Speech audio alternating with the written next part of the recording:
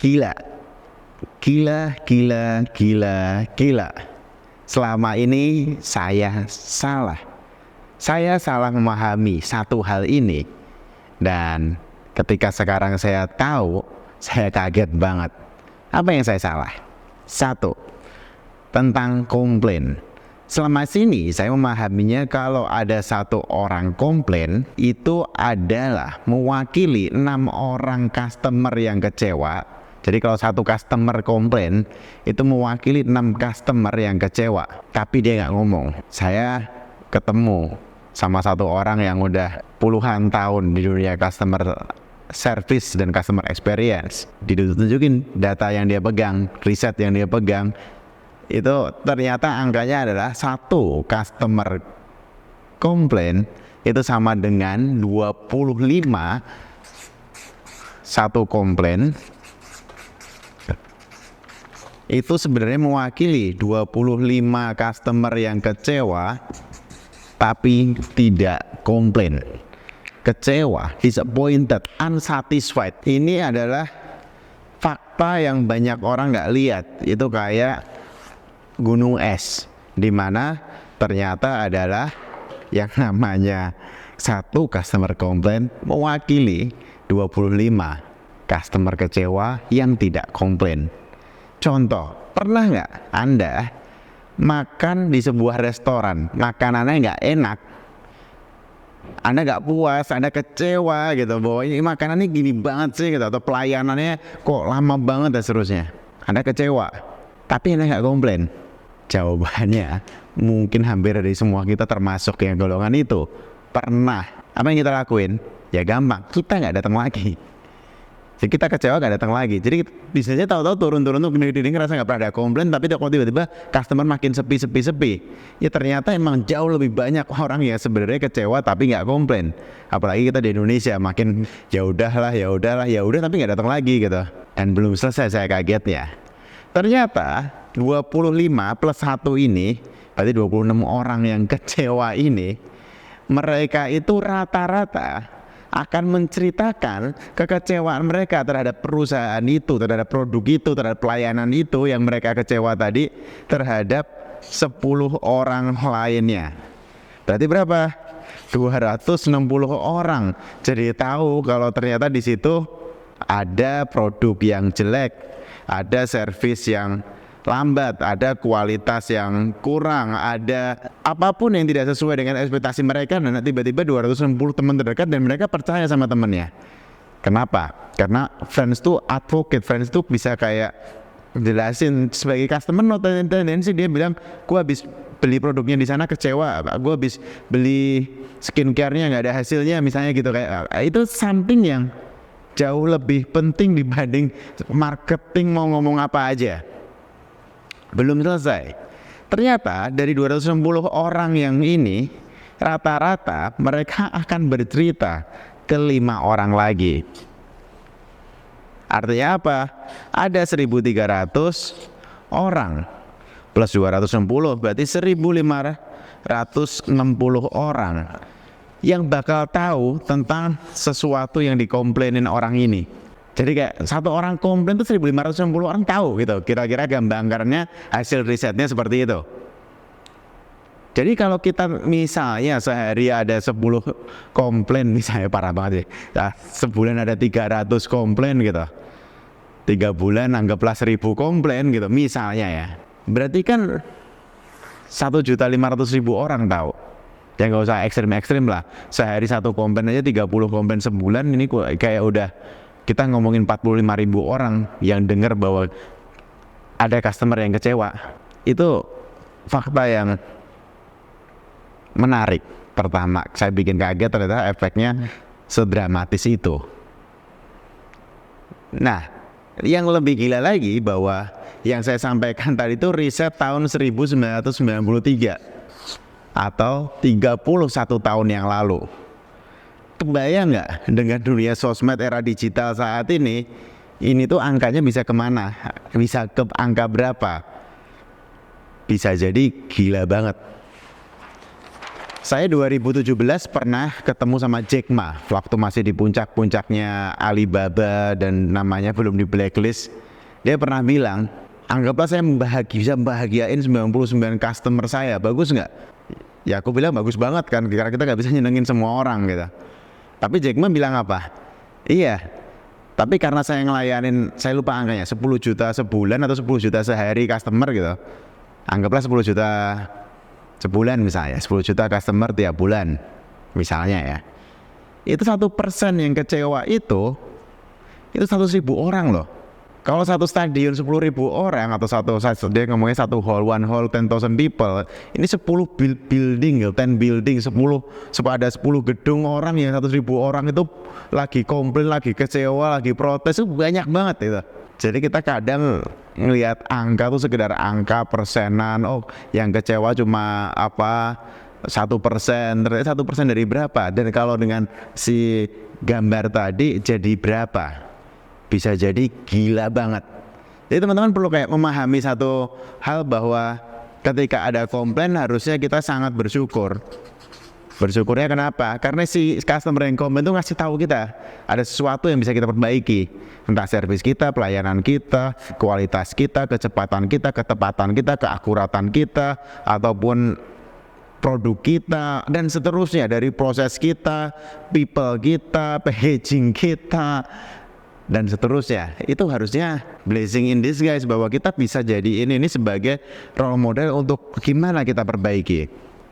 Nah, gamenya sekarang yang namanya komplain itu bisa jadi ini adalah komplain personal, jangan-jangan staffnya ada yang kasar, atau tadi masaknya ketumpahan garam gitu, jadi yang asin batch ini gitu, itu harusnya diperbaiki secara personal.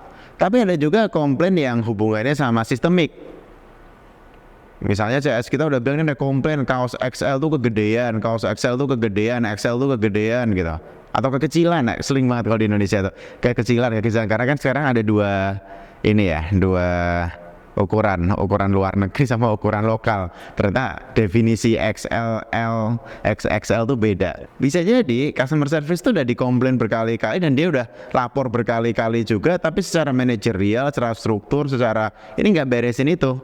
Entah beresin secara komunikasi publik ataupun secara sistem produksi, ataupun secara masif lah intinya, secara sistemik. Akhirnya terjadi terus berulang masalah-masalah kayak gitu. Jadi itu bisa jadi keputusan komplain manajerial. Atau yang ketiga bisa jadi di industri level gitu, bahwa seluruh industri punya masalah itu. Jadi bisa jadi kita perlu mengidentifikasi ini masalah level mana. Yang kedua, ini komplainnya valid nggak? Jangan-jangan memang ada orang juga yang kurang ajar, cuma pengen cari-cari masalah sama kita, atau kayak protes-protes nggak jelas. Ada, tapi jarang banget menurut saya yang kayak gitu. Jarang banget. Orang yang sampai komplain itu biasanya dia benar-benar kecewa sih, harus benar-benar segera diberesin. Beresinnya gimana? Kita gratisin, kita kasih hadiah, senang? Enggak. Dia tetap nggak senang. Ternyata butuh 6 kali treatment baru dia bisa senang. Butuh 6 kali kita bahagiain. 6 kali itu di waktu yang berbeda, baru dia netral. Yang ke-7 baru dia bahagia. Saya lupa ini risetnya hasil mana, jangan-jangan salah juga nih hasil riset ini. Tapi kira-kira gitu ya, biar anggaplah kalau Anda dibikin misalnya cowok ketahuan selingkuh, ketahuan nih, atau ketahuan mencuri, kita minta maaf gitu, apakah dia akan happy gitu? Enggak juga, minta maaf berkali-kali, balikin duitnya segala macam, tetap nggak akan yang bikin langsung bahagia. Butuh proses yang panjang sampai dia bisa netral kembali atau positif bahkan. Jadi ini service recovery akan jadi game kedua. Perhatikan bagaimana di perusahaan kita mempedulikan ini. One of the best in the world adalah Ritz-Carlton. Ritz-Carlton tuh ngasih budget $2.000 atau 32 juta ke semua level customer service, frontliner, semua karyawannya. Kalau ada customer komplain, kecewa, ngeluh, ngomongin yang kurang pas, butuh sesuatu, kamu punya budget $2.000 untuk nyeneng-nyenengin dia. Service recovery-nya itu digituin. Sepenting itu untuk balikin kesenangan dia. Kebayang lah nginep misalnya $200-300 semalam gitu. Bisa jadi nginepnya juga cuma semalam. Ya ada $2.000, kamu gak puas dengan apapun, semua orang boleh ngeluarin budget $2.000 itu buat bahagiain si customer yang kecewa ini. Luar biasa banget menurut saya. sistem itu kayak semua orang jadi paham seberapa pentingnya kebahagiaan customer di perusahaan. Masuk ke poin berikutnya. Kenapa itu jadi penting? Tadi riset 93. Saya sekarang mau riset di tahun 2024. Dengan objek risetnya adalah Anda, penonton video YouTube Satya Pradana ini. Kalau saya tanya ke Anda, faktor apa yang paling mempengaruhi keputusan Anda untuk melakukan pembelian di bulan ini, ngomongin Juni atau Juli atau Agustus 2024 ini, atau 2025, 2026, tergantung Anda nontonnya video ini kapan. Apa faktor yang paling penting? Apa yang bikin Anda, kalau misalnya Anda anggaplah ke jalan-jalan ke Blitar atau jalan-jalan ke Kuningan, Cirebon atau ke Bengkulu, tergantung Anda dari manapun ya, ada jalan-jalan ke Pontianak, mau makan, apa yang akan jadi faktor paling penting yang akan menentukan Anda makan di situ atau tidak? Anda mau nginep di hotel, Anda lagi jalan-jalan ke Makassar, Anda lagi ke Aceh, Anda lagi ke Jogja, Anda lagi ke Bali, ke Lombok, Anda mau nginep di hotel. Ketika mau beli hotel, faktor apa yang paling mempengaruhi sebelum Anda memutuskan untuk pembelian? Anda di rumah Anda nggak jalan-jalan kemana-mana, Anda mau beli barang misalnya online, mau di TikTok, mau di Tokopedia, mau di Bukalapak, mau di Shopee, mau di Lazada. Anda mau beli barang itu, faktor apa yang paling penting bagi Anda untuk melakukan pembelian itu atau tidak? Atau Anda lagi mau pesan makanan, GoFood, GrabFood, Shopee Food, apa faktor yang paling penting ketika Anda memutuskan untuk beli itu? Faktor itu adalah kayak menentukan warung ini atau warung itu gitu, menentukan hotel ini atau hotel itu, menentukan apakah makanan ini atau makanan itu, barang ini atau barang itu. Anggaplah sama-sama pun, kalau Anda mau beli di Tokopedia misalnya sebuah kaos yang dari toko ini atau toko itu, Anda mau beli topi yang dari penjual ini atau penjual itu, apa faktor yang paling penting? Saya pernah nanya ini ke ratusan orang dan jawabannya menarik.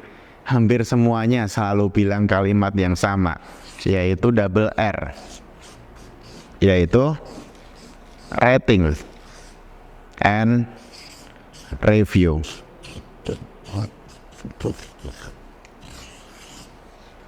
Rating dan review. Ratingnya berapa? Reviewnya seperti bagaimana? Ini ternyata yang jadi faktor deciding, faktor yang paling penting.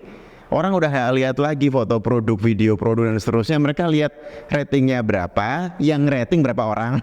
Kalau ratingnya 5 tapi yang rating 3 ya dia, wah ini kah bapak ibu anak nih ngerating gitu. Tapi kalau yang ratingnya 4,7, yang ngerating misalnya ada 57.000 orang, nah ini mereka kayak ya gila nih, bagus nih pasti. Dan reviewnya apa kalimatnya? Kita mau ngomong di sini, oh ini tempat kami sejuk hotel, tapi di sini bilang panas, lebih percaya yang mana? Iklan kita, promosi kita, baliho kita, atau banner, poster, video kita, atau review yang di sini bilang panas. Ternyata hampir semuanya percaya yang review di sini. Karena sesama customer, advocate, menjelaskan, dongengin, nyeritain, kayak ngajarin, rekomendasiin atau tidak merekomendasikan ke customer lainnya. Ini jadi faktor yang menentu di 2024. Menurut saya dah gitu aja. Jadi kalau mau debat, ya itu kan pendapat saya pribadi. Anda nggak setuju, saya cuma bilang Anda benar gitu aja. Jadi kita nggak perlu berdebat. Jadi kalau Anda nggak setuju, Anda benar gitu. Ternyata sekarang hampir semua orang belinya kayak gitu, Tokped gitu. Oh kalau laku, oh dia udah terjual 1000, ratingnya 4,7 gitu. Itu mungkin lebih dipercaya dibanding baru terjual 3, ratingnya 2 gitu. Saya pernah nanya pertanyaan lanjutannya, berapa sih definisi bagus menurut kamu? Sebagian besar, surprisingly, mereka bilang di atas 4,5. Jadi kalau 4,6, 4,7, 4,8, 4,9 tutup mata beli mereka. Tutup mata booking mereka, tutup mata bagus nih barang, tutup mata. Itu kata orang-orang, saya survei ini ke beberapa ratus orang. Nah 4,5 ke atas itu yang dibilang kayak oke, kata mereka. Ini kata mereka, survei ngawur-ngawuran saya. Dan ini bilang nggak oke itu berapa? Jadi yang dibilang oke lebih dari 4,5. Yang dibilang nggak oke itu adalah kurang dari berapa kira-kira? Ternyata beberapa bilang 3. Salah, kurang dari 4. Nah, ya rapi ya. Dibilang oke itu yes. Mungkin bisa ke wow dikit ya. Itu lebih dari bintangnya 4,5. Tapi dibilang not okay, kata mereka itu kurang dari 4. Artinya kalau udah 3, itu mulai mikir mereka. 4,1 masih dianggap oke. Padahal 4,5 itu kalau dikali 2 itu 90% loh. 4,6 92%. Itu kalau nggak tahu teman-teman yang ujiannya UN, Eptanasnya dulu rata-ratanya di atas 96 siapa gitu. Mungkin sangat sedikit. Tapi ini jadi norma yang baru di era digital sekarang. Dan ini lebih serem lagi sih, karena bisa jadi oke, yang review 1.000 orang, tapi yang melihat profile kita, website kita, Traveloka kita, Tokped kita, ataupun Google Map kita, itu berapa orang? Bisa jadi banyak sekali orang, dan mereka lihat ini langsung memutuskan. Jadi kalau kurang dari 4 bahaya banget. Nah, balik lagi ke komplain tadi. Apa yang perlu kita lakuin? Yang perlu kita lakuin adalah membuat ratingnya di atas 4,5. Gimana caranya? Tinggal beli 1 juta dapat 1.000 rating. Enggak, jangan. Itu bisa, tapi cara goblok. Kenapa? Karena pasti ketahuan. Satu, terus kedua, jangan pernah coba ngakalin Google, TikTok, Tokped gitu. Kita pikir kita lebih pinter ya, tapi sebenarnya mereka tuh udah tahu. Nanti ada satu momen dimana kita bakal dihajar habis-habisan sama algoritma yang akhirnya ketahuan kita ngelakuin itu. Yaitu cari tahu apa yang kurang baik, riset, caranya gimana, ngobrol sama siapa, customer, ngobrolnya gimana. Banyak orang mulai bisnis ketika ketemu sama customernya itu nanya yang namanya testimoni, gimana produknya gitu. Jawabnya bagus gitu kan, karena orang Indonesia itu jarang untuk bilang nggak bagus, nggak enak gitu, itu jarang mereka bilang gitu. Apalagi sih yang nanya kan gitu, boleh tolong minta kasih testimoni gitu. Itu kayak kita pun kayak kadang kalau diminta kayak gitu nggak enak, tapi ya kayak ya udahlah, senang, bagus, terima kasih gitu kan. Ya itu bahasa basi. Bahasa basi sih, basi banget ya, bahasa basi. Itu yang terjadi biasanya kayak gitu. Nah, ada satu jurus sederhana untuk bisa kita memperbaiki diri dengan jauh lebih baik, jauh lebih cepat, yaitu tanya ke customer kita. Minta ke customer kita. Tanya apa? Minta apa? KRITIK. Tanya dan minta kritik. By the way, jangan dilakukan pakai sosmed ya. Japri aja, telepon aja, temuin aja. Kamu di sosmed minta dikritik, yang jawab banyak lagi, jangan-jangan brand kamu makin hancur. Jadi kayak japri, oke, japri. Atau kalau mau ya maksimal FGD. FGD itu apa? Focus Group Discussion. Apa itu? Kumpulin 10-15 orang satu ruangan, ngobrol panjang 3-4 jam. Apapun itu, kita harus punya cara untuk tahu apa sih anxiety mereka, keresahan, kekhawatiran, ketidaksukaan, atau gampangannya apa yang bisa diimprove. Tanya ke customer kita. Kalau kita tanya ke saudara, ke ibu kita, ke kakak adik kita, mereka kayak enak, bagus, senang, semangat ya, gitu aja sih. Kalau kita ke customer itu dia yang bayar, yang ngasih duit ke kita, terus kita minta kritik ya, itu dapat banyak banget improvement. Dan nanti bedain, improve kritik yang berulang itu yang bisa jadi fokus kita. Tapi kalau dari 100 orang atau 100 kritik ini cuma 1 gitu, itu jangan bukan fokus kita, cuma dia aja ke iseng gitu. Karena kalau kita dengerin semua bahaya juga. Yang ini bilang kemahalan, ini kemurahan, ini terlalu besar, ini terlalu kecil, ini kemanisan, ini kurang manis, bingung nggak kita? Ya teman-teman, pakai metodologi riset. Caranya gimana? Nggak di video inilah. Kenapa? Karena kata Mas Aldo, kameramen di situ, jatah memorinya udah gak cukup, kepanjangan videonya. Good. Jadi teman-teman, inti dari video ini adalah bisa nggak kita jadiin triple R. Apa itu? Rating and Review Revolution. Gimana kita bisa benar-benar kayak memperhatikan rating dan review di kantor kita. Kalau kurang bagus ya direvolusi, kalau udah bagus ya direvolusi lagi biar lebih bagus. Kalau udah bagus banget ya direvolusi lagi biar tetap bagus banget. Itu adalah gamenya, yaitu nanti ke breakdown. Mungkin bisa jadi 7P, produknya kah yang harus diperbaiki, apa placingnya kah, packagingnya kah, promotionnya kah, bisnis prosesnya kah, atau people-nya kah, dan seterusnya.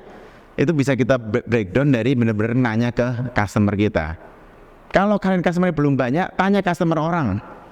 Contoh kalian bikin warung pizza masih sepi banget, belum punya customer, ya tanya ke customer Pizza Hut gitu atau Domino Pizza. Mereka keluar, kenapa beli Domino, apa yang paling enak dari Domino, itu juga bisa, terserah. Tapi intinya kita harus dapetin suara dari hati customer kita, terutama suara yang nggak enak itu untuk jadi bahan perbaikan kita. Thank you. Video-video berikutnya kayaknya bakal panjang-panjang kayak gini. Pengen belajar lebih banyak, subscribe.